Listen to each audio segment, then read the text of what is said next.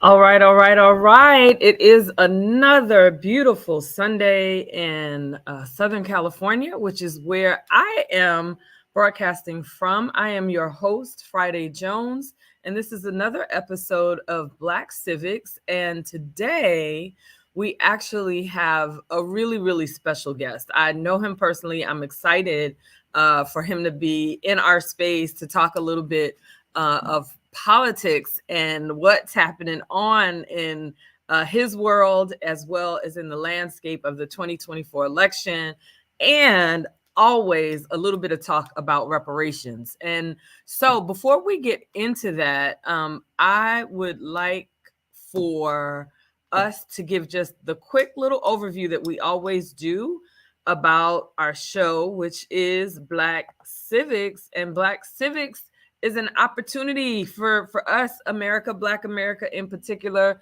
to basically show up and show out in community doing civic engagement. A lot of times we are unfamiliar with our legislative calendars. Those are things that you can find online.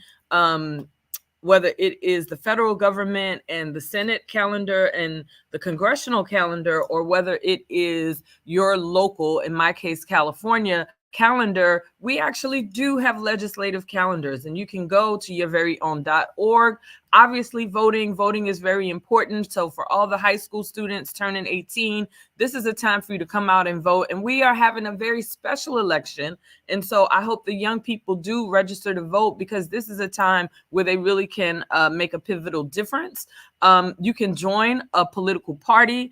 I myself, I'm on team West and Abdullah, and we'll talk about that, but they have formed a new party. So you can look at new parties that are formed in your locale, help out with campaigns, join community groups like the National Assembly of American Slavery Descendants that's bringing you today's Black Civics. And you can call your representatives. We here in California, we call our representatives all the time. We have calls to action, and we're going to share some of those calls to action with you today. Our very first call to action is our what is it? It's our Black Experience Survey. We've been doing this survey. Just take out your camera right now. Find a little QR code, take this survey. The survey was really geared towards how we could make policy, reparations policy in 2025. The survey is around policy memos and what priorities you, as the descendants of the formerly enslaved, want in terms of reparations. You know, HR 40 may or may not happen. We'll talk a little bit about VP Harris's response with National Black Journalists. But in the interim, you can take our survey. And then the other thing, look, this is our month for asking for money. We are having our survey. In addition to our survey, we're having our fundraiser. We have reached, I think we've reached about $1,300 in our goal, but use this QR code and make a donation to the National Assembly of American Slavery Descendants. We have unity reparations calls that go across the state, across organizations, across ideologies every third Wednesday. And so we'll be resuming that in October, but we've been driving the national conversation about having a separate ethnicity for the descendants of persons enslaved. I was in Mississippi at the Ida B. Wells Museum in Holly Springs, Mississippi. And I can tell you the folks down there are absolutely ready for that kind of designation. They're also ready for some other things. You know, Mississippi has never been afraid to fight and battle for our rights and full citizenship. But make sure you donate to NAASD. $10, $5, let me tell you, it will go a long way. And with that, I'm going to hop into our guest, who is definitely in studio. I see him behind the screens, and we're going to bring him up. Brother James Farr is a husband, a father, a social entrepreneur who sometimes makes award-winning journalism and documentaries as a producer. He is known for his ability to blend journalism with community engagement, and Farr delivers hard-hitting, fact-based conversations that are both provocative and piercing. As the host of Conversation Live and contributor to First Things First on KBLA 1580 AM and LA Progressive. Farr's unflinching style has earned him praise from figures like Dr. Cornel West himself, who called him a truth teller with kindness, still toughness, humility, and tenacity. Dr. Molina often refers to Farr as a lion for his fearless commitment for telling truths. And Brother Farr, you are at the right place because we want to hit some truths today. Welcome to Black Civics. Oh no, why we can't hear you? What's happening? Are you muted, James? Let's unmute you. I saw you drinking the morning coffee. We know it's early. It's early for us too. And thank you for being here. What were you saying when we could not hear you? Oh no. Okay, my producers, what is happening?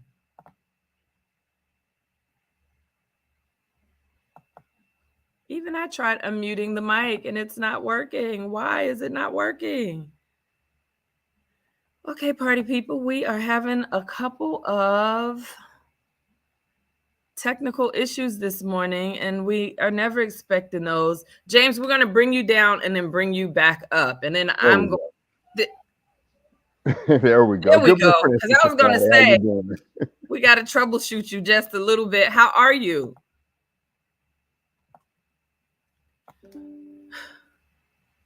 Who keeps muting James? What is happening? Are we good now? We're good now. We're official now.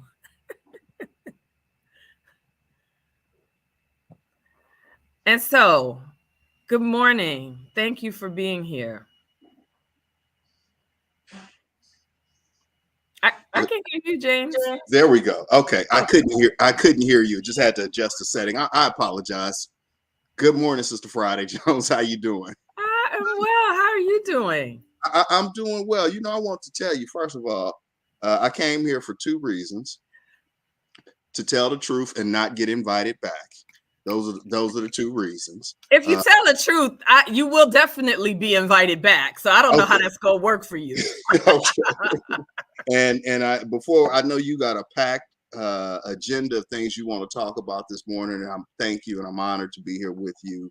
But that very nice introduction does not replace reparations. Okay, I'm not accepting apologies and nice introductions. And you don't want a plaque?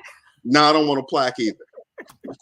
They didn't even say they give us Negroes each a plaque. They said they was gonna put it up at the state capitol. But wait, we'll get into that. Okay, all right. I'm sorry. But before we jump all the way in, we want to give our audience a chance to actually know who you are, the person, because you have surely had a journey to get to your show. And to tell the truth, you've had a journey to get there. So tell us just a little bit about you, your background, where you from. Sure, absolutely. As you know, as you said in the introduction, I identify first as a husband and a father, right? And I'm in the social space, but I'm just a simple, basic Black man, you know, who's been in an intact family for the last 25 years. I have a wonderful friend, partner, wife, 2 children. And I mean, like I said, there's nothing extraordinary about me. It's just, like I said, I'm basic, right? But in this space, I do show up as a journalist. I have produced a couple of documentary films. The Conversation Live started about 8 years ago, well before the platforms that we have now that we can actually bring this content to people. So it was a different world, technology wise, 8 years ago. But really, you know, what activated me, I think, is what you're asking, because there's always a backstory, right, and different career paths, and even how we meet, right, you know, over a decade or so ago. But it was the summer of 2016. And I was on vacation with my wife. We were in Denver. It was around the 4th of July. And that's kind of where I look at I kind of timestamp there. Time kind of starts for me. One period of my life ends, another period of my life begins. Um, and there were three murders of our Mm. brothers across the country, right? Philando Castile, Alston Gray, and I'm sorry, the coffee hasn't kicked in. I'm losing the third name, right? But this all happened within a matter of a week. A week. It was like back to back, right? And it's on the news, right? And I'm at a restaurant, and I'm kind of seeing a Black Lives Matter protest coming down the street in Denver, downtown Denver, and I'm noticing the white folks who are not bothered at all. I mean, they're just sitting there sipping their wine, they're having their dinner, like it was just a parade of people going by. So I reached out to somebody locally that I knew in the area, and they said, "Why don't you come around to the Capitol?" So vacation turned into activism, if you will, or engagement, or being informed, just or kind of coming out off the sidelines, out of the stands, and asking, where can I, and how can I be a part of this movement, this work. From there, the conversation live just started out with curiosity. I think Dr. Abdullah may have been the first or second guest Oh, uh, wow. that was on there. Sister's name, Lord, her name is slipping me too, but like I said, over 400 episodes. I mean, I've interviewed every politician that is hyperly focused in my region. I've interviewed the district attorneys and political candidates, community activists, business leaders. It really comes from a space of curiosity, right? But those tent poles around that discussion is social justice, restorative justice, inclusion, and equality. So I kind of live like um, if my home is a reflection of the community, then the community is always welcome in my home. So Wow. I do believe selfishly I want to take care of my family first, right? And I'm no good to your family if I'm not whole, or at least close to whole, right? And so In community. to be in community, and so that is my guiding principle. I want to be everywhere all the time, but I recognize the precious time having a senior and a fourth grader, that those are the priorities first. So when folks don't see me, it's not that I'm not there, I'm just where I'm supposed to be. I love that. I love that. And Philando Castile hit me too. I had to put on my poetry hat with his slaying. And I want to shout out Robin Prouty. She is her family is one of those Harvard families, and she is the cousin to Philando Castile. And I met her out in St. Paul, and she called his mom, and um, I wrote this poem, and I shared the poem. I shared the poem that I wrote with them. But I remember the court case coming out, and I was at work, and it hit me, so I busted out crying. I just left. I left, and they were kind of like, "What's wrong?" And I was like, "Look, this is not justice, and I can't be here right now." And I just left work that day. So that it's interesting that that period of time for you was life changing, because it really affected me, and it somehow made me a stronger 2A advocate. I believe Black people should be 2A. I believe that amendment applies to us because a lot of what happened just historically, World War I and II, and Black men returning from service, and you can shoot your gun, for our nation's cause abroad. But when you come home, you got to turn in your firearm to the local sheriff. Um, no, and so, yeah, I appreciate you just sharing that. It's as you can see, taking me just a little bit back, sort of, to that feeling space. And with regards to like politics, where do you want to start? Because I got so many questions for you. Well, you're driving, but I would add, um, from that experience in 2016, um, while many were crowding the social space, Hmm. um, for me, it was more about quality and good work, and less about clout or popularity, right? Or building an audience or building a following. And, there were some awards that have come with the show, Voter Education, from 4 years ago, but those were not my drivers, right? My driver was really to bring access, almost like you were sitting in the booth next to me at the coffee shop and you heard me and the DA talking, right?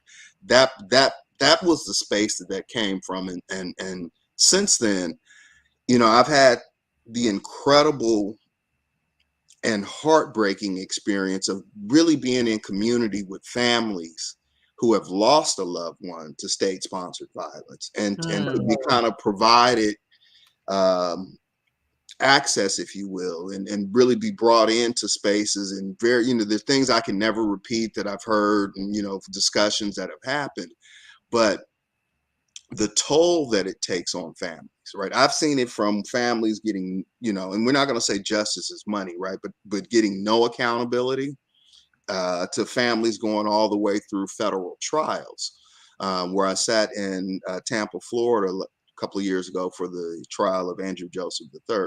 And so when you get to see the fullness of the justice system or injustice system, whichever way you want to land on that, but when you see it all play out, it just really, it gives you some clarity on the work that you're doing, right, in the space of reparations, right?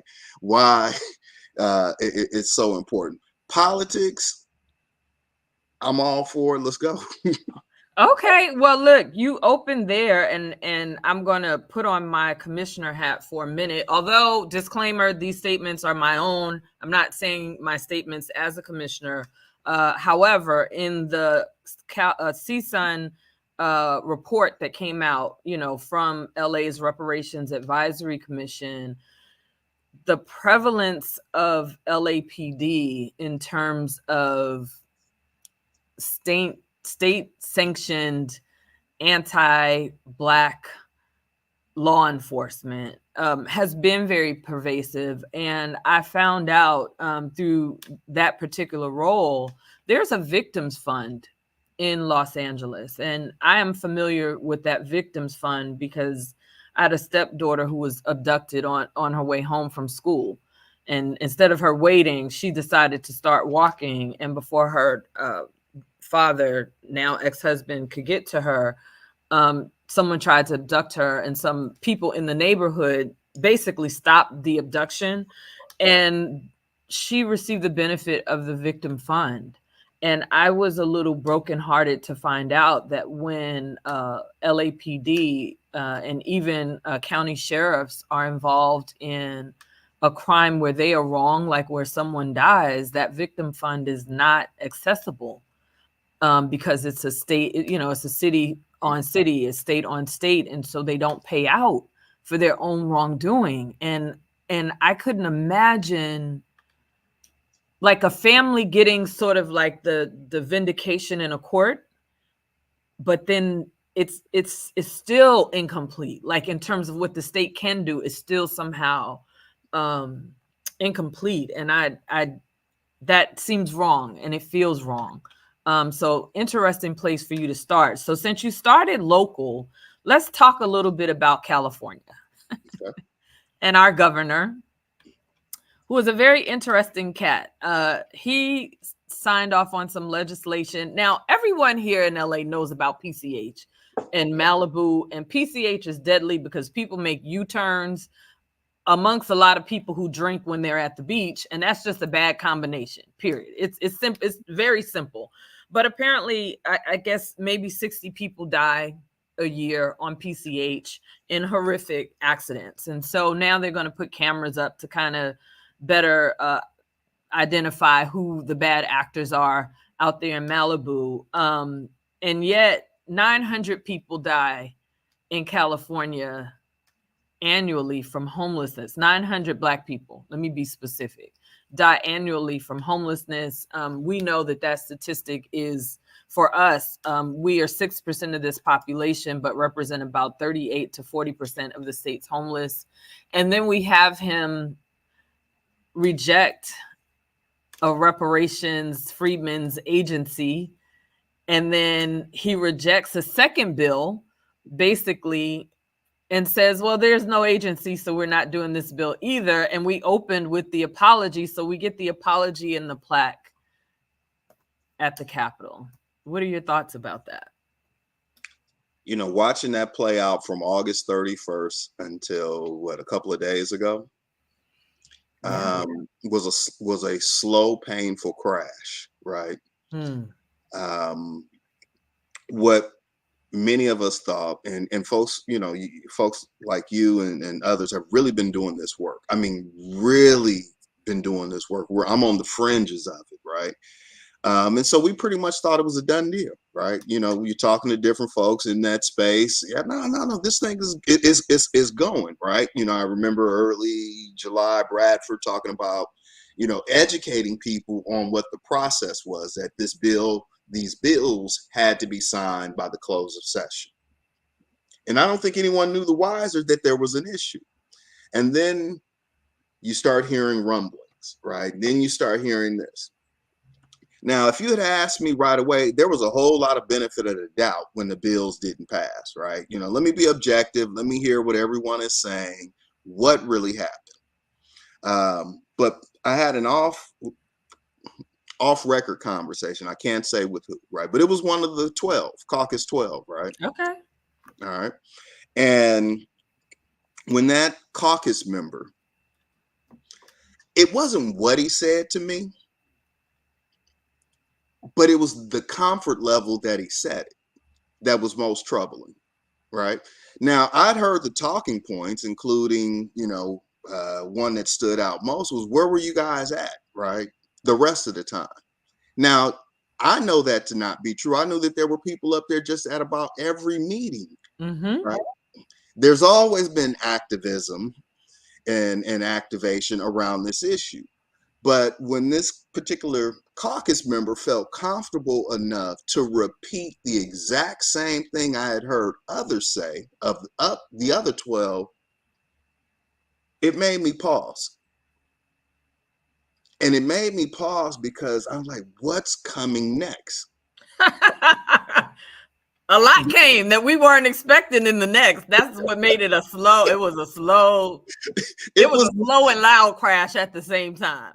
exactly right. And so, my thoughts on it are, and I don't know for sure, right? I mean, but the optics of it is that, Newsom had no intentions of signing these bills, and if you want to go even further upstream, his presidential aspirations kind of got squashed when Vice President Harris was dropped into that position.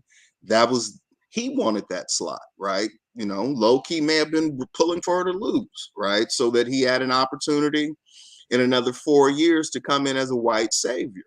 But we are where we are right now, and so I do believe, as Brother Tavis Smiley and others have opined, is that he doesn't want anything to do with signing anything as it relates to reparations, because he doesn't want that on his resume going forward. And so to end up with an apology, you can apologize when the check clears. Okay. It's really that simple. We ain't even got to talk about it, right? Just run it. I'll stay on my side of the street. You stay on your side of the street, and me and Sister Friday Jones will pull our resources together and perhaps buy the block. Okay. And I really think that's one of the things that people are really afraid of. It's not, I don't buy into the squandering and what they're going to do with this and all that. No, some of us might actually buy the block. And I think we should be allowed to buy the block, considering some of our blocks are under whole lakes of water in California. Right. I mean, I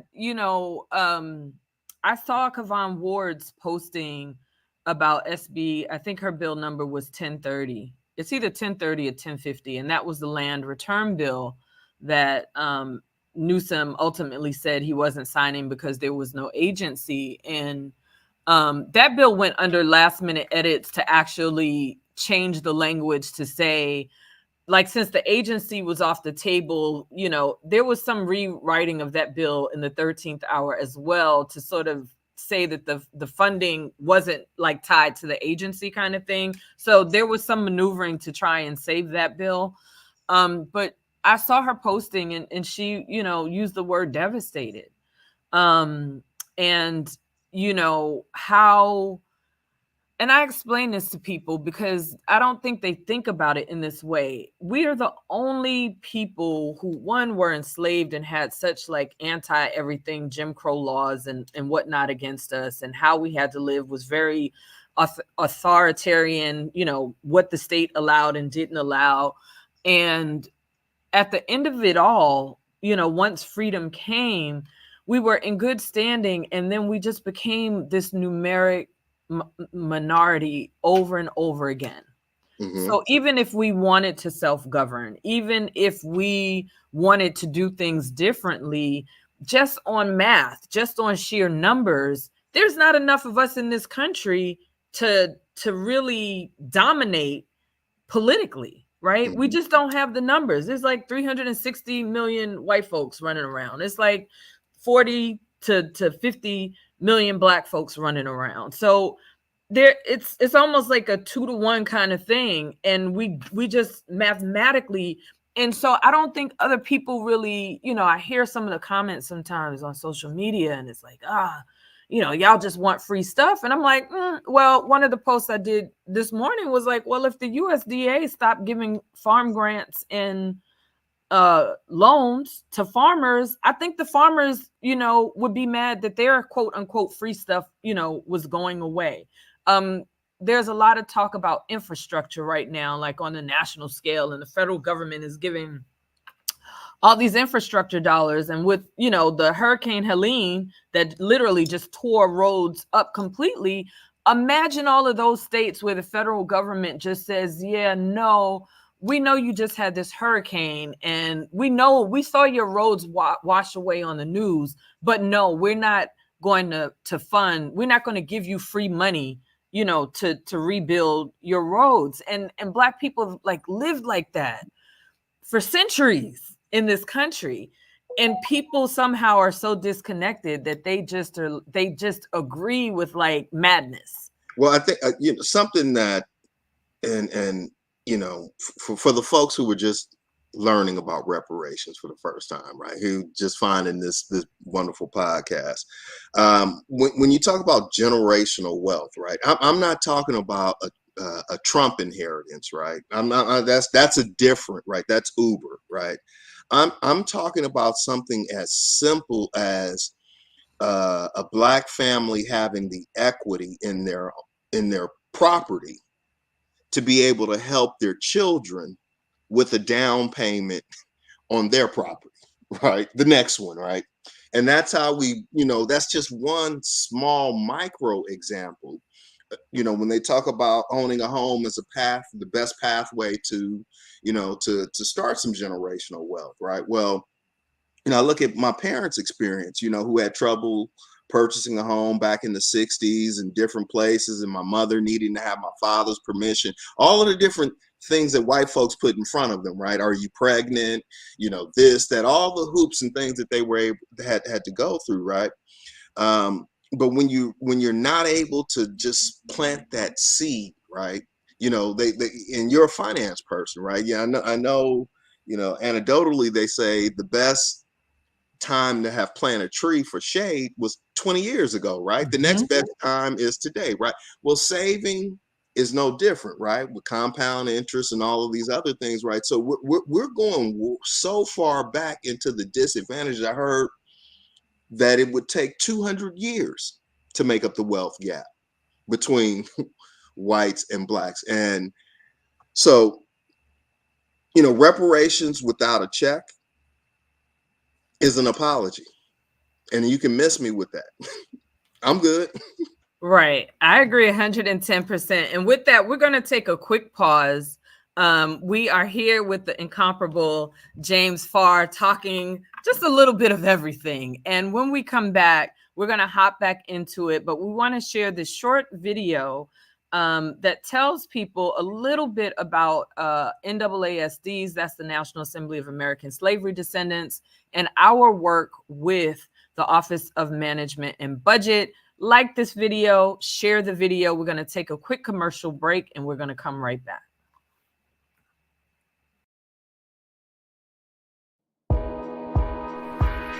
Welcome. We are the National Assembly of American Slavery Descendants. Our mission is to advance the national movement for reparations. The United States Office of Management and Budget set 5 minimum standards for collecting racial data. The Black race is defined as a person having origin in any of the Black racial categories of Africa. NAASD has recommended that the OMB disaggregate data to accomplish 3 goals: decouple race from ethnicity, create an ethnic term that exclusively identifies descendants of persons enslaved in the United States, and create an ethnic term that preserves the American freedmen political status. The ethnogenesis of the African American identity is a result of ethnocide. The identity is from a people with shared history. Race identity plus ethnic identity equals peoplehood. Together, we can fix this dilemma with the OMB. We can build a coalition, grow the movement, and create a unified demand. What can you do to get involved? You can join NAASD today at www.naasd.org.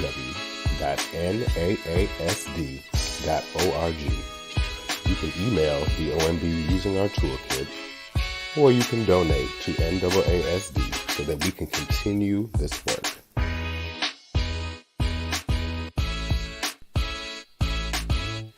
Thank you for your time, and stay connected with us on social media at NAASDORG. We are on Twitter, YouTube, Instagram, TikTok, Facebook, and LinkedIn. You can also sign up for our newsletter at www.naasd.org.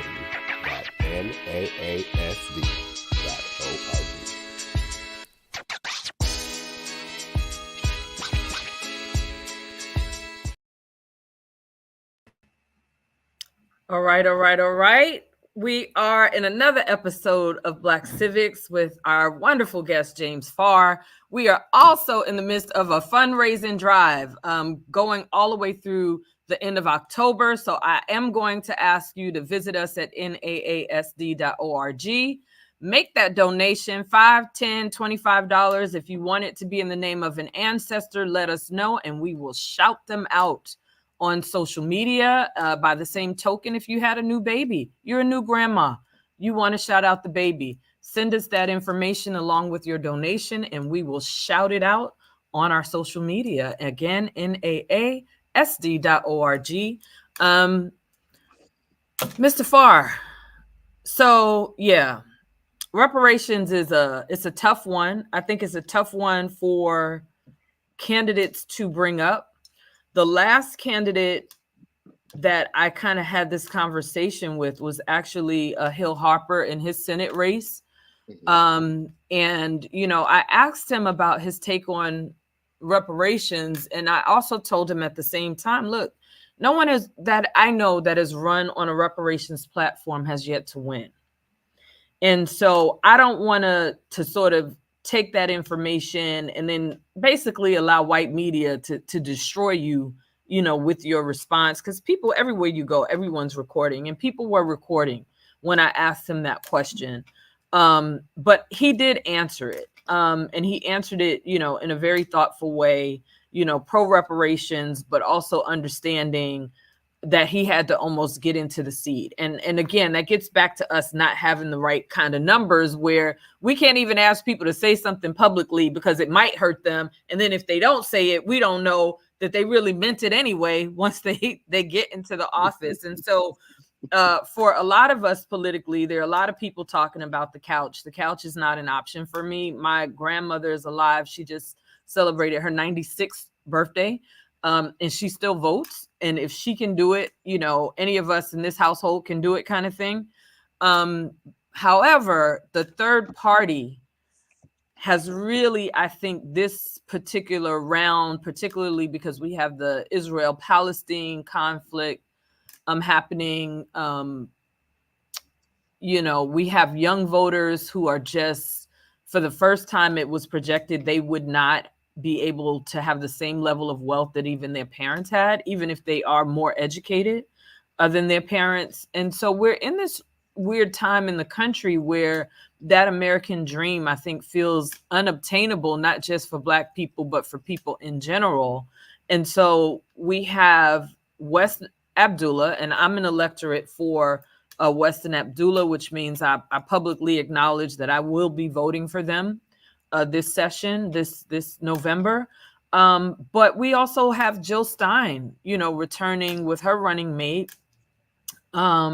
And I think for the first time, particularly with the Palestinian conflict, people are vying for the Muslim vote. So Muslims have kind of gone from being, I don't know, the boogeyman kind of in the country to now we are Butch Ware. Butch Ware is the running mate for Stein. But we have, I think for the first time, third party is actually an option. And what do you think about just sort of the landscape of this federal race and the fact that third party seems to be making some strides this time around?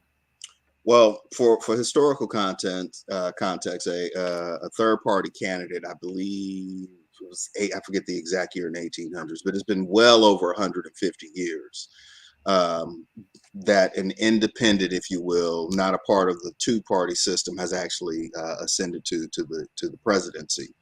America is problematic in that there are only two options, right? And that our politics are controlled by, depending on which side of the aisle you are, you may say a uniparty, you may, you may say a duopoly, right? Whatever that means, or however, you want to articulate that.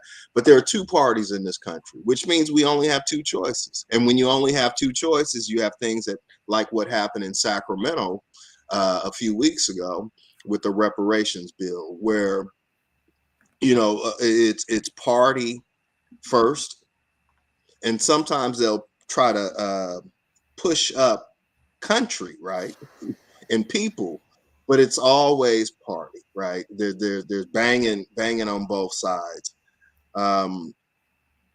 We do need more options. Many other countries, will put up viable candidates, right? I mean, maybe we need ranked choice voting, right? I mean, maybe we need to do away with the electoral college, right? While we see all this emotionality around either of these two candidates, right?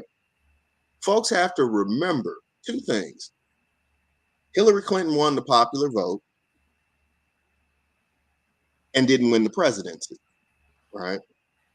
So, and I don't know if folks was paying attention in the 8th grade, 7th, 8th grade when we kind of did that U.S. history civics thing, and you learned about an electoral college. The people don't decide the presidency. Right. In fact, the presidency isn't even decided until December, a whole month later, when the electoral college effectively cast their vote and then it's certified, right? So there's a whole process that we have this energy and excitement about it, right? Which makes it so hard for me, somewhat informed, to listen to either of these two candidates. One, flat out evil, is the worst thing that we can do in our country, again, would be electing Donald Trump. The other with Vice President Harris, as much as we want to give the sister a break, give her the benefit of the doubt, it's like you stepping in a real ring now, right? And so in this space, there comes with questions, and it's going to be respectable, right? No, I'm not trashing her. I don't question her culture, ethnicity. she has a record, and even the video of her prosecuting Michael Jackson is coming up, and people mad at Janet. And I'm like, well, now I'm just saying. I'm just saying, but it is so for me. It's a little bit difficult to listen to people lie, and they lying. That's the hard part, right? And it because I'm not looking to be made to feel good. And what we see through this cognitive dissonance, what we see through these campaigns, through these messaging, right? Trump is a bumbling idiot and can't articulate and string together a cogent sentence, right? In remarks. She's an orator, right? So she's going to be smooth with it, but an active listener, I listen for what you say and what you don't say, and then I read between the lines, right? And so for me, it is difficult to just listen to someone, and I look at you and I say, you lying. I know you lying. You're campaigning on hope. I'm over hope. That's not a strategy for me. I'm over hope too. The hope can go sit with the plaque in the corner. Hello. Hope is not a thing. But for me, back to your original question about the independents, right, and third parties, right? Dr. Abdullah talks about voting for your vision and not your fear, right? I believe that if we are ever going to see the change that we want, it goes back to that: when is the best time to plant a tree? 20 years ago. When is the best time to start saving? 20 years ago. But when is the next best time? Right now.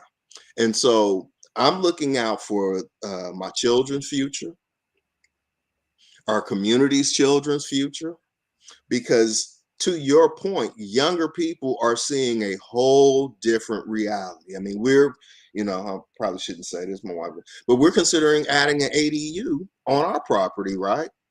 Because I'm worried about if my daughter goes off to college, where is she going to come? Is there a home for to come community back to, right? Come back to, right? Where she knows and she can thrive and there are relationships. She's literally would have to start out in a more affordable place. And those are hard to come by. Matriculation for this generation has been very slow and very hard.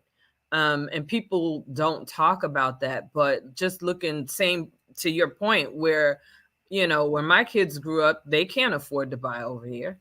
They can't go get a new job out of college, maybe making $50,000 a year, and be able to buy a home in this community. That's not a thing.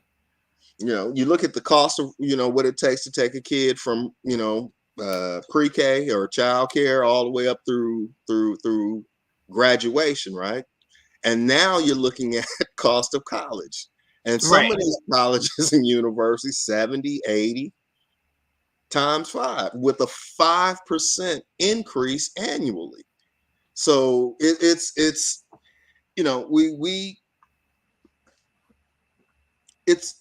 it's predatory capitalism, as Dr. Malvo talks about. Both of these parties, what they want is people to feel good, right? And if people feel safe and if they feel good, they spend money. And that's the only thing that matters. Well, I tell you what, I feel like January 6th could happen again, depending on what happens with this election. So, dear Black people coming from earthquake territory, stock up on some things going into this January 20th, 2025, because the last transfer of power, and one of the things that the United States has been able to do, unlike other countries, is have a peaceful transfer of power. And I think our last transfer of power came with some violence. And so we need to sort of, as you say, read in between the lines and understand what that means for us. And it's a time for us to have, even if it's just beans and rice, you need several months of, a couple of months of beans and rice, just so you don't necessarily have to be outside, depending on what happens with this election. And that's sincerely me just speaking from the heart in terms of things that I see. I have a CB radio, and I kind of hear the white folks that live around me talking a little reckless and crazy.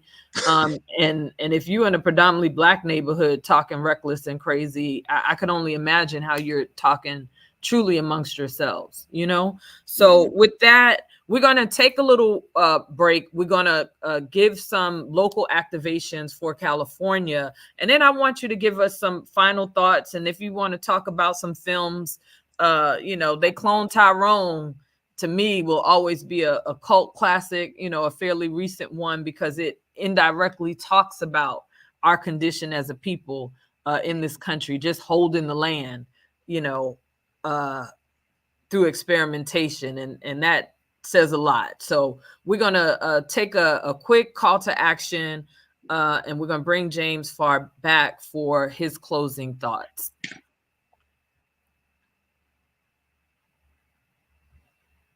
All right, let's pull up the first CJEC call to action. All right, party people.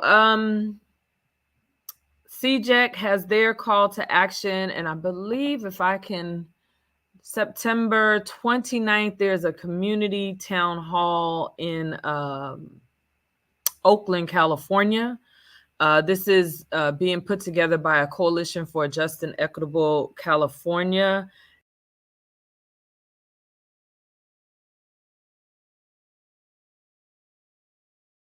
From the organization that has been there, reparation.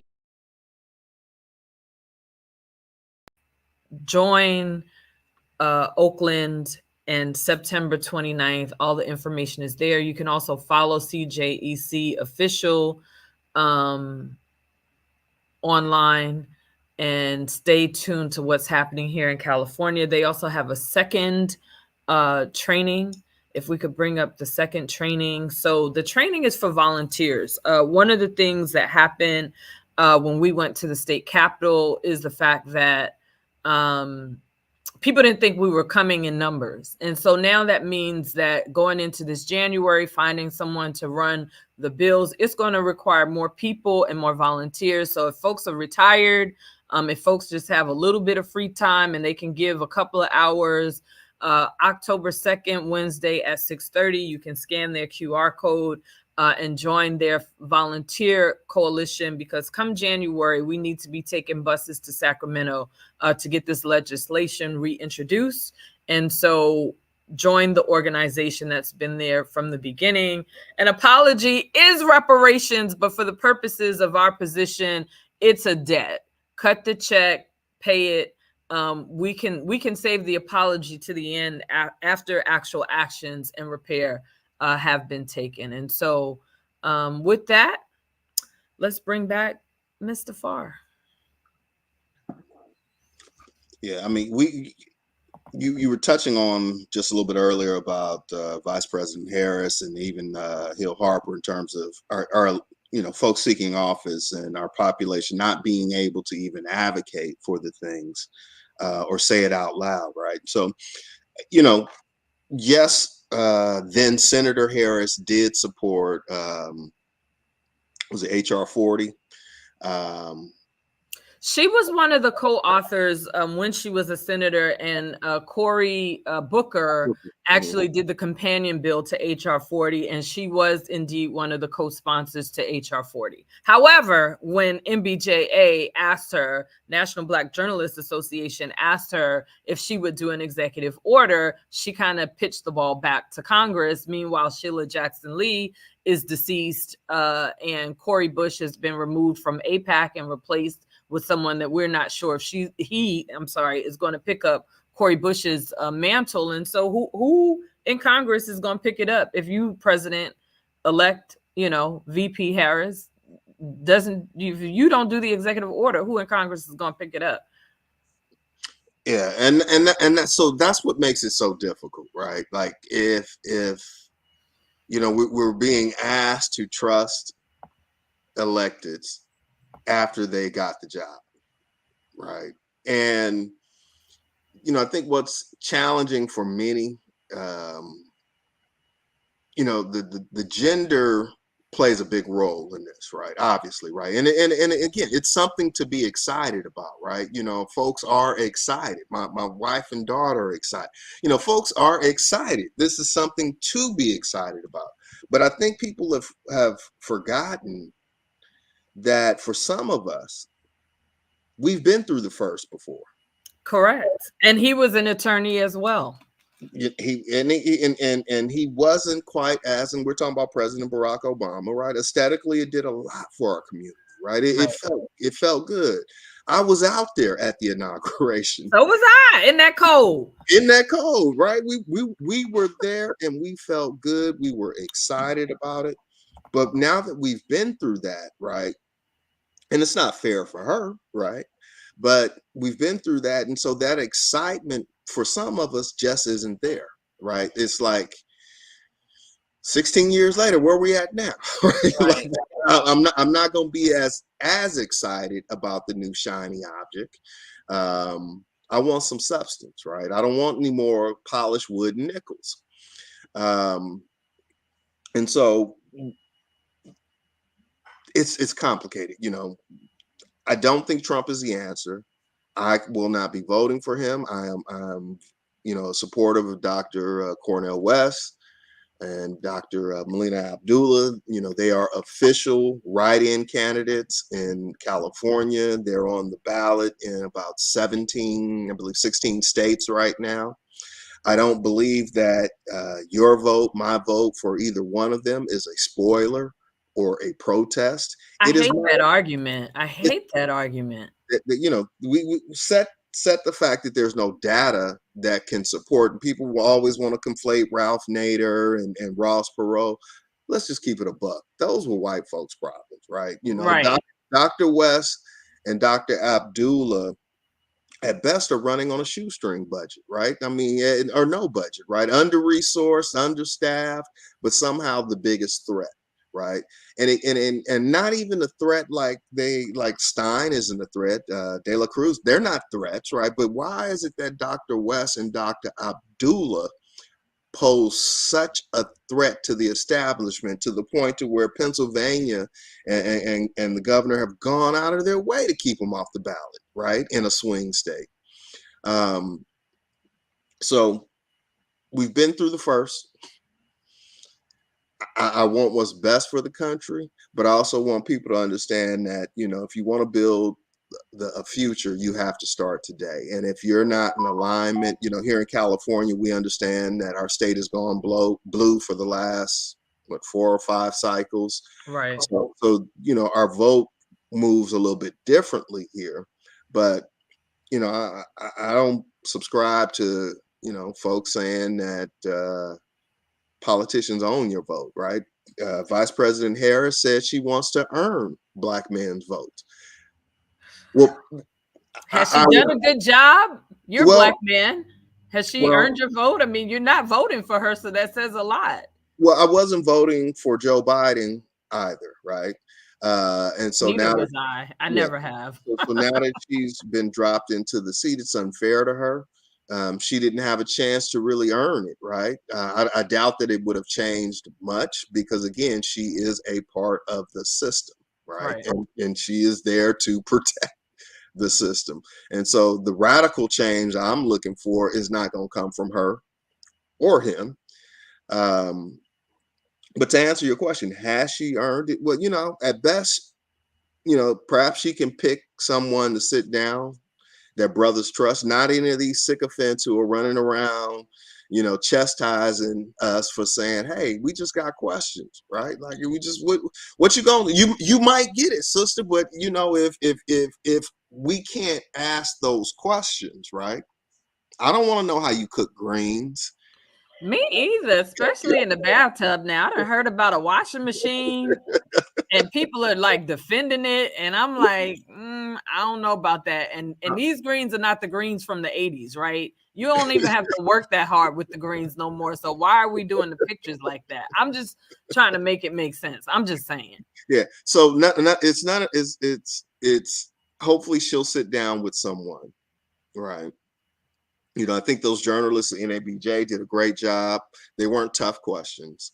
They weren't They hard. weren't. They weren't, or she what, Trump got pressed way harder. And so I think by a non-MBJA member, which I thought was interesting. very interesting. So hopefully she'll sit down with, perhaps someone like a Tavis Smiley, right? Someone who can really take her to the mat on, you want to talk to the brothers, here's your chance. Or will she just run the same old playbook and say, we don't matter, fall in line, get down or lay down? And that's how the Democratic Party has done, Black folks for decades. Well, this has been a pleasure and a treat. And I hope that you will come back. Maybe in January, once we get to the other side. Yes, publicize. Let's get you on the screen all by yourself if that's possible. Give us how folks can be in touch with you. What can they check out? You can follow me at James Farr Live across all socials. That's the best way to write for the LA Progressive. That's laprogressive.com. Tomorrow morning, I'll be on with Dominique at 6 a.m. For you guys last exchange, I was cracking up because y'all were just like locked in. I said, well, I mean, I agree with both of them, sort of. Yeah. You know what? That was. We can agree to disagree in love, right? And that's what I can appreciate about that conversation, which is different than, the inboxes and other calls from sisters saying, brother, like I said, you need to fall in line. I'm saying, hey, we just got questions. That's all. Well, Black men vote about 5 points difference with Black women. So the sycophants, I don't even entertain them because I'm like, we largely vote the same. And so if anyone, has to justify the life that a Black man walks is a very tightrope and is very different, I think, from any, including Black women, is very different. We don't have law enforcement, stopping us and checking our bags and stop and frisk and all that kind of craziness. Just like, it's normal. It's not normal. It's slave legacy behavior.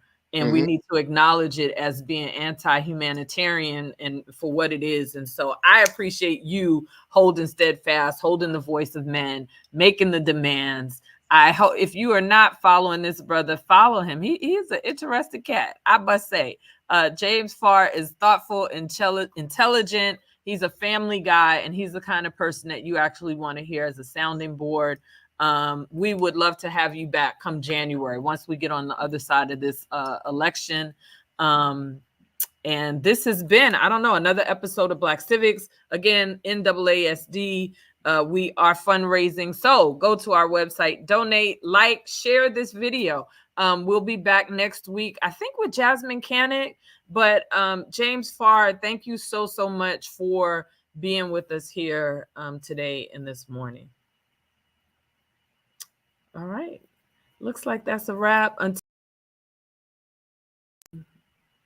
Jasmine Canick, I think, is our next show. Look on our social medias. We'll post that up. Unity meeting will be happening on reparations, national organizations, NAACP, in Urban League, the big guns. It's time for you.